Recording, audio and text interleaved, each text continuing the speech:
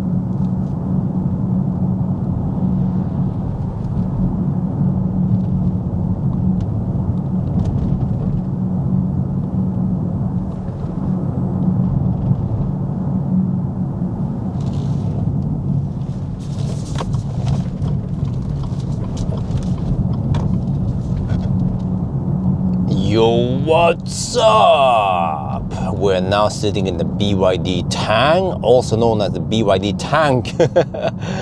Yes, and this is the summary and everything, driving impression. I will try to give you as much information as possible over the course of almost 1 week now that I had this car. So yes, the BYD Tang is a Chinese car. It's quite big, I found out. It's actually bigger than wait, maybe I should turn on some lights so you can see the interior, huh? Do you like this shit? Look here. Change the temperature. Oh, look at that, look at that. Oh, shit. You want to have it nice and toasty? Oh, you want to change the temperature down? Oh, it gets cool now, huh? Yeah, but this car is actually bigger than Fat e-tron. It's bigger than the ID.4. It has roughly the same space as Model X. That's how big it is. And it doesn't even have a frunk. So yes, it's very spacious. It's roughly 10 centimeters taller than Fat e-tron. I was trying to figure out why this one can take more boxes, but okay, so if it's almost 10 centimeters taller, then I guess you get more headroom and you get more space. But let's see now. We're gonna test the Birger & Haug speed bumps. So this video was sponsored by Birger & Haug speed bumps. Oh, it kind of floats over it despite having 22-inch. It's 2240, no, 265/40, 22-inch. Think about this, freaking 22-inch wheels. But it has some kind of performance tires, I think, some Conti sport contact. So yes, oh wait, I keep getting the wrong one here, but okay. So let's try now. This way. Wait, let me see. Is it okay there, or should I turn off this light maybe? That's probably better. Okay, let's go. Oh, well, that wasn't too bad. Let me try again here. Oh, okay, yeah, it kind of goes a little bit sideways. We're gonna do the regular slalom, I guess, the auto slalom. But I have to say, guys, this is a quick car. It weighs 2,560 kilograms, I think. That's quite heavy, right? But for such a big car, it's even lighter than Fat e-tron. And let's try now. Oh, okay, it is big. And oh, well, that guy's like, whoa, what the heck is doing? Nothing to see. Okay. Yeah, you see, it's like it's an SUV, right? This is a proper SUV. So when you try to do those maneuvers, the car kind of like it wags a bit. Yeah. So you know, just have to bear that in mind. But it is comfortable compared to, for example, Model Y. Model Y is quite harsh in the ride. This one is more comfy, but it has the weird bounce, I have to say. On motorway, when you go over bumps, it kind of bounces like this. But so okay, the ride quality might not be as good as, for example, the German electro autos like a Fat e-tron. But in my opinion, it's still better than, for example, Tesla. You know, so it's, yeah, I don't know if you care about the ride or anything like that, but and also, okay, when it comes to Fat e-tron, the whole feel about this, like this one, what is the point of this, right? Okay, let me go in the tunnel, by the way. The tunnel, I should include the tunnel run, by the way. Yeah, I guess some people say if you have navigation, then this one makes perfect sense. Okay, I guess so. But I prefer having it in a vertical, I mean, in a horizontal like this. But I have to say the feel of the steering wheel, the bit materials. Okay, it looks and feels nice. Soft materials, many places. I like that. It looks great. The feel on the leather and thing, but I still feel like it's not on the same level as Fat e-tron, so just bear that in mind. But on the other hand, you guys saw it in the intro, it looks and feels quite premium. I'd say it looks better and feels better than, for example, the ID4. Just lots of plastic, fantastic. Here, I feel like you get a lot of money, you get a lot of bang for the bucks. So interior-wise, I'll be comparing a lot against Fat e-tron, but also some of the other cars. But one thing you have to know is that this car starts at, wait, I don't remember, was it 630 or 620K? But roughly there, think about this. Okay, maybe 630, so I don't say anything wrong. It could be 620, I don't remember exactly.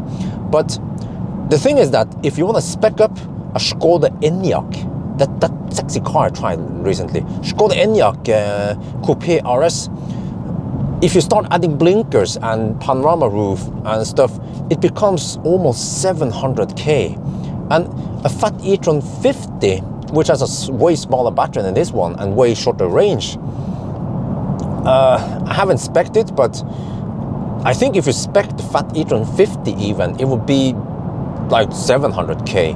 And the Fat e-tron 55 is more like, I don't know, man, once you get all the goodies, 800K, maybe more, because this one has the package. What is it called again? It has glass roof. It has electric adjustable steering wheel. Huh? It has. Oh yeah, let me see. Wait, I wanna what? Software though is kind of shit there. Wait. Recall. What? What's the soundproofing? It's okay, right? We are in the tunnel now. There's some kind of fossil nearby making some humming noise. But whoa, I want to go over here, by the way. I don't want to go too far. Yeah, let's go over here. That one is also really impressive. The soundproofing, the only problem is that we have 22-inch wheels here. So in my opinion, if you go for 21 or 20-inch wheels, I'm guessing maybe the 20-inch wheel should be maybe 265 or maybe 255, I'm not sure. 255, maybe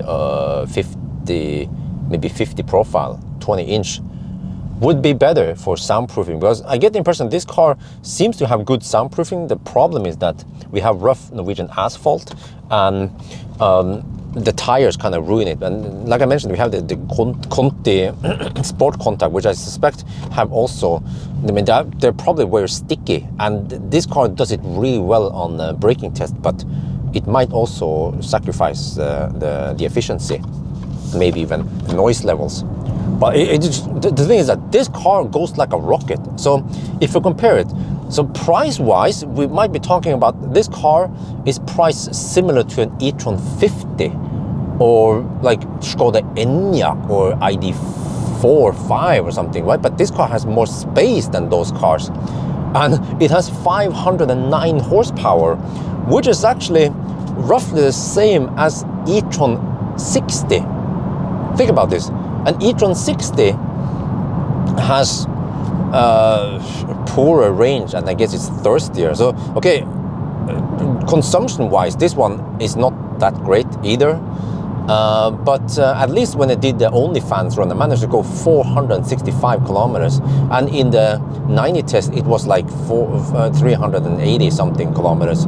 So it seems to be, the consumption seems to be on par with roughly the same as e-tron 55, but the performance, this car is way faster than e-tron 55. e-tron 55 will do it 0 to 100 in 5.7 seconds, I think.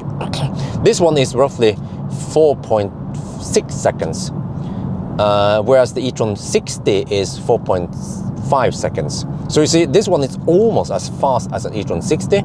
So you get like the performance of an e-tron 60, you get the space like a Model X, better than e-tron, or better than the MEB cars. You get the range similar to an e-tron 55, right? I don't know if you see where I'm going. Okay, and this one can also tow. Polizei is like, he heard that there's a freaking maniac on the, okay. Oh, not looking for me this time. Okay, that's hammer. Okay, no, but you see where it's going, because this car, okay, the software kind of sucks in many ways. It has weird features, like I mentioned before, like you can't save seat position while you're driving. The software has lots of weird bugs or feature, and I don't remember all the weird shit with the software here.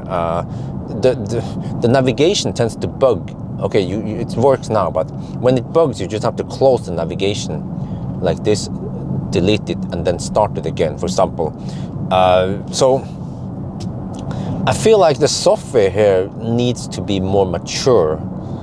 Okay, but what was it? Okay, but the performance, the things that matters, the performance, the range. Okay, given that, yeah, okay, it's kind of thirsty, but just you also have to remember that this is a big ass car. Oh, I have to go faster. Shit, I'm slow poking here. This is a big ass car. And what else? So, yeah, you have to look at the performance, the space, the range, and so on, and what it can do. The cable, the house, you can have lots of roof. Oh, I forgot to use turn signal. I'm sorry for that. You can have roof rack. You can have tow 1,500 kilos. So it kind of, how do I put this? It does many things well, yeah. But it has some potential when it comes to the software, okay? Hopefully the Chinese people are watching and they want to improve, because I've seen this, that for example, Xpeng or MG, they improve the software based on my feedback and other people's feedback. When it comes to charging, by the way, this one has the Blade battery, which is kind of different because it has the LFP battery, but it's not that heavy. Well, by the way, the high beams are shit. And the high beams are correctly adjusted. I look in the settings, they are set to 0. So if you guys think I'm not correct, they are correctly adjusted. They're just shit. Just get lead bar. No, but what was I saying again? Shit, I forgot about it. Yeah, but okay, whatever. What I'm saying is that, okay, this car is really good bang for the bucks. Initially, when I tried it, I didn't like it. It just had a weird feel, but I got used to it. You wanna run the car in sport mode always, because if you don't have it in sport mode, eco mode, you will get roughly 230 something kilowatt available power. But you have it in sport mode, you get roughly 350, or at least for the most time, at least over 300 kilowatt power. Okay, the battery will be kind of cold sometimes, and you don't get all the power. But this car doesn't have any weird power limit if you hammer it. And okay, let's go over here. I changed my mind. Let's go over there and then get over there. So it goes like a rocket, and after I gotten used to it, I actually like driving this car. You know, okay, it's not perfect, right? Fair enough, but I like the speed, and I like that it feels quite nimble despite that it's big. You know, they managed to kind of mask out the heaviness of this car. Yeah, what else should I say about it? Okay, maybe the center console here could be better. There's like, okay, this car has fossil design. There's a plug-in hybrid version of this Tang also. That's why. So the front here is eating up lots of space. By the way, when it comes to comparison between the Tang versus Fat e-tron, I suspect that Fat e-tron might have a longer hood that eats up space, because Fat e-tron is actually slightly longer. I think it was 3 centimeters longer than the Tang, but somehow Tang has more space. So I'm not sure how that turned out, but practically this car, okay, I'm missing some kind of bridge solution here to put stuff under here that more and more cars get, but at least you have a fairly big center console here for putting your shit. You have door pockets to put your shit, you know. It's practical. Oh, okay, the whole wag there. You see, like I said, the whole ride quality might not be as good as the Germans, but this is like, it's like the poor man's Fat e-tron. If you want the space, if you like the power, okay.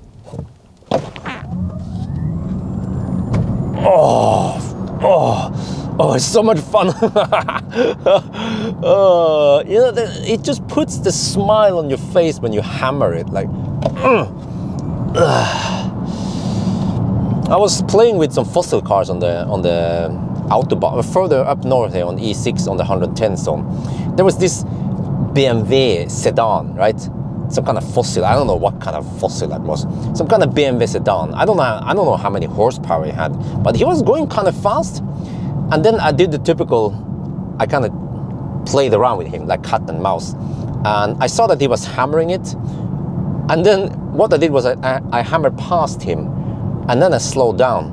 And then when he was on my left, about to pass, I just floored it. And the car just rocketed forward.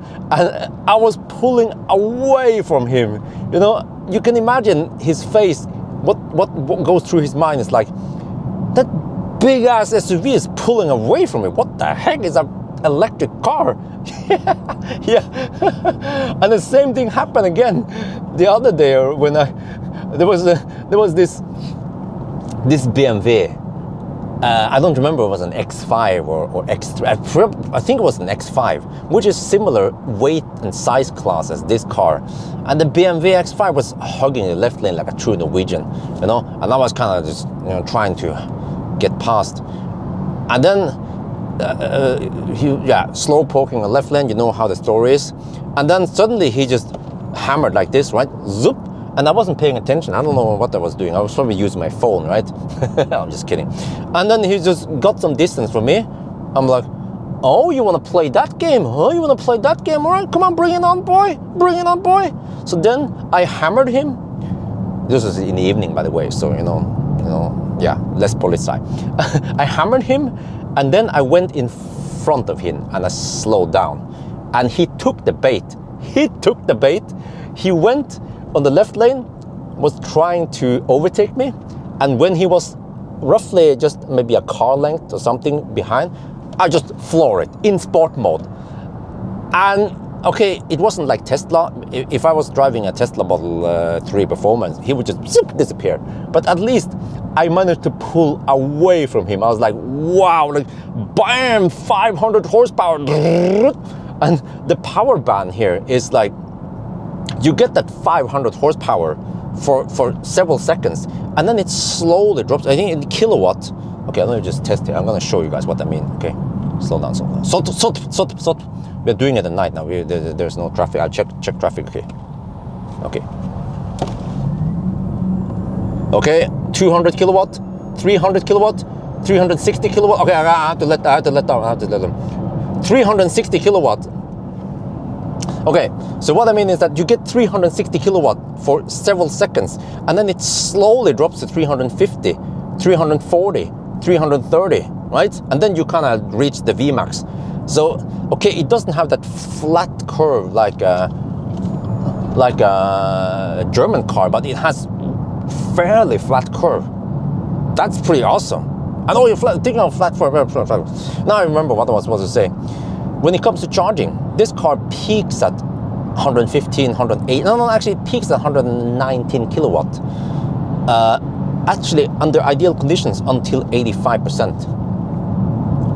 And remember, this is LFP. It's political correct because it has no cobalt. So no child slayers were harmed during the making of this battery and this car. Made in China, right? Political correct car. Blade battery.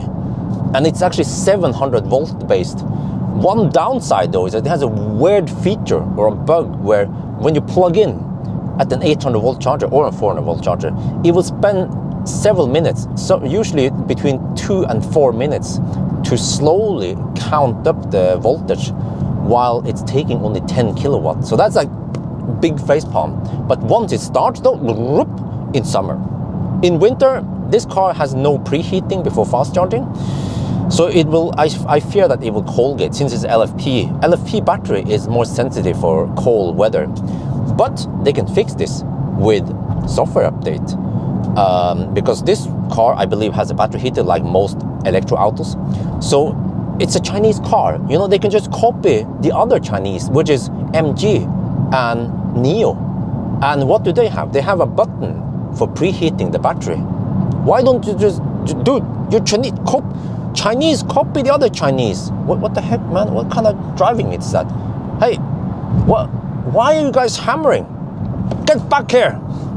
You see, this is fun daily. Okay.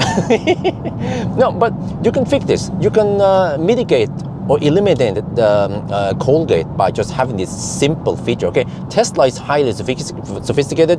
You never get to a fast charger. It will calculate the square root of 0, blah, blah, blah, you know, to figure out when you want to preheat. And then even the Tesla can't get it right. And you get to the fast charger and still cold gates. Here you can, yeah, you know. Okay, anyway. So what else is it? So I'm actually, I sound very enthusiastic, and I'm quite enthusiastic about this car because I realize it. Okay, you know, if this car was priced like 100, 200K more, like, oh wait. Oh, fy fan så deilig. Oh, this is shit. And I'm sure here you have 200 kilowatt regen. Okay, I can't show you now. Okay, let me just. Okay, we check out. Oh, it even blinks. Okay. No, I was trying to get the 200 kilowatt regen. No, but okay, maybe on these conditions I don't get it, but I've seen it. Oh yeah, maybe I have 54%, that's why. I might have to be at 30% or lower. But I've seen 200 kilowatt regen. But let me test now how much regen I get now. Okay, let me see. Okay, let's see. Right, 150 kilowatt regen.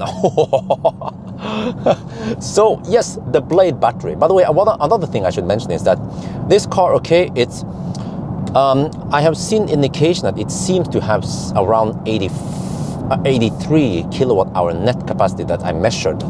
It's supposed to have 86.4, but I suspect that 86.4 is actually net capacity. So I suspect that maybe this car is roughly 90 kilowatt hour, but there is some regen. When I charge the car to 100%, it can actually regen a little bit, but maybe that's just the nature of LFP battery. You can punish it. You know, the LFP battery kicks ass because you can charge fast, you can discharge. It's quite robust, whereas other batteries, they will take damage, they will be degraded when you do like this. Oh shit, you know. But this Blade battery, this car has done over 22,000 kilometers, and no problem. It's like, if you guys know LFP, lithium iron phosphate batteries, they have really high cycle numbers versus other like NMC or yeah, those other ones, the one that contains cobalt. So man, that just the fact that I'm driving around with the LFP, it just feels great. But okay, when it comes to charging, by the way, I don't know, maybe they can fix this, but at least from what I heard, the 170 amp limit is a hard limit. And this car, you want to charge it at 400 volt chargers, because no, sorry, 800 volt chargers, because at 400 volt chargers, the car uses the front inverter or whatever converter thing here to convert 400 volt to 800 volt. And the front motor or whatever inverter has a limit of 80 kilowatt flat, 80 kilowatt continuous. Maybe when I floor it, it's more, right? I think by specification is 180 kilowatt or something in the front motor, and then the back is around 200 something kilowatt. I don't remember, but they're doing that one. I think there's no room for improvement, unfortunately. At 400 volt chargers, you get maximum 80 kilowatt, but at least at 800 volt chargers, you will get 119 kilowatt, which is peak. I'm not sure if they can update the charging curve to be faster, but I mean 120 kilowatt at 65% on this battery, the 90 kilowatt hour pack, is still considered okay. Okay, it's not as good as Fat e-tron. So yes, in that regard, Fat e-tron, what is better? It charges faster, flatter, but who knows how much degradation it has, right? Time will tell. But I already seen the indication that some people who got the battery tested, the Fat e-tron, after just a couple of years, at least the dealerships claim like 10-12% degradation. That is massive on Fat e-tron. I need to confirm it and test it myself, and maybe also use Avilo to verify it, because okay, how good is it to get 150 kilowatt flat until 70-80%? Well, it's really good, but you might be killing the battery, right? But here with this one, okay, we haven't tested it, but the things I know about LFP battery is that it can take the beating. So it can go flat 120 kilowatt-ish to 65%, no problem. And also the funny part is that past 65%, it can still take 85 kilowatt until 85%. We're talking about almost 1C rating until 85%. Do I worry about degradation? 9, because it's LFP battery. So, yeah. The funny part is that this car at 85% is charging faster than the latest and greatest e-Niro. But of course, this one is more expensive. But for 630K, okay, you don't get the winter wheels, because if you get the winter wheels, you have to pay more. But there's probably a very expensive winter wheel package. So just don't get it. Just buy some second-hand. I mean, just buy some aftermarket, maybe Falcon tires and some 20-inch rims, and you're good, right? Don't use the 20. The 22 here is just a little bit too big for me, in my opinion. But yes, a lot of talk. But so is this car awesome? Well, it's not perfect, all right? Like I said, the software is like software. I can live with it, but it doesn't even have a freaking trip meter. It shows you the consumption for the last 50 kilometers, right? But the heck, man, and it doesn't even have yeah, I don't remember. It has Spotify at least, okay? So software is probably the weakest point of this car. Interior, like, I mean, it's even better than MEB cars, right? And space is really good. The power is really good. You know, the utility or whatever I call it is good. Consumption, okay, this car is kind of thirsty. I have indications that the aerodynamics might be poor, because when I drive slow, it can actually go quite far. But when I go schnell, like 120, 130 plus kilometers per hour, this car is quite thirsty. But in the 1,000 kilometer challenge, I managed to finish in 11 hours and 25 minutes, which is the exact same time as NIO ES8. And the NIO ES8 has bigger battery, but the NIO ES8 charges slower than this one. But I think ES8 doesn't have LFP. It has the regular NCM or MNC or whatever it's called. NIO roughly charges at 90 kilowatt. But okay, they updated the ES8 to charge faster. But why the heck was this one slower than on par with NIO? Well, because NIO, that guy is on high beam. Dude, stop. I'm flashing it. Dude, you're on high beam. You see, the problem with me is that I have so weak high beam. You see, they don't see it. They don't see it. Weak source high beam. Just get LED bar. That leaf was on high beam. Freaking noob. Yeah, but no, the problem is that during that 1,000 kilometer challenge, I chose to charge 6 times. And every time I started charging, it used 4 minutes to ramp up, to do the voltage ramp up shit. So if BYD could fix this and just, you know, I don't know if they could just speed it up so it takes 1 second to do the voltage ramp up, then this car will suddenly be 25 minutes faster and it will do 1,000 kilometer challenge in 11 hours. Then we're cooking, huh? And also, this one is the old version with a 86.4 kilowatt hour. There's now 109 kilowatt hour coming out soon. That one is going to kick some serious ass for the Lord, the Emperor of China. Or I don't know who that is, but yeah. So, really, but okay, it doesn't, you can still buy this one. Why would you go for the new one? The new one seems to be more aerodynamic in the front. Maybe it's, you know, more efficient. It has more range. It like claims 600 kilometers of range. I think that's plausible. Wait. Okay, I'm not sure. Yeah, if they make it more efficient, yeah, then it's possible. But okay, so, okay, because you might criticize and say that this is a shit car because it's Chinese car. Okay, well, that's up to you guys to decide. I'm not gonna say anything. But you don't want to support China, okay, well, you better burn all your phones and your laptops and everything you're using now, because all those electronics come from China anyway. Yeah, but the thing is that this car is so cheap or affordable, and I feel like this car is good bang for the bucks. Yeah, that's the thing.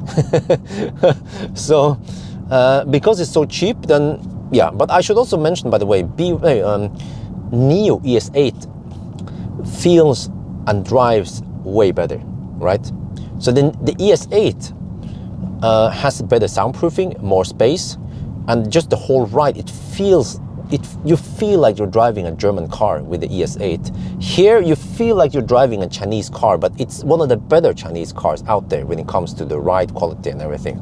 It's still better than, for example, the ZS EV.